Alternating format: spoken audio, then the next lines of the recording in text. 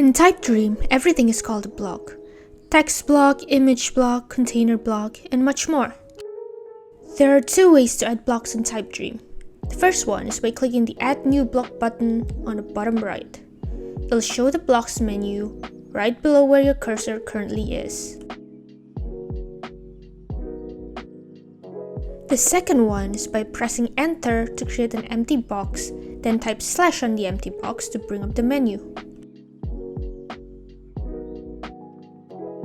Once you're familiar with the available block types, you can easily type /image or /heading to insert blocks without taking your hands off the keyboard.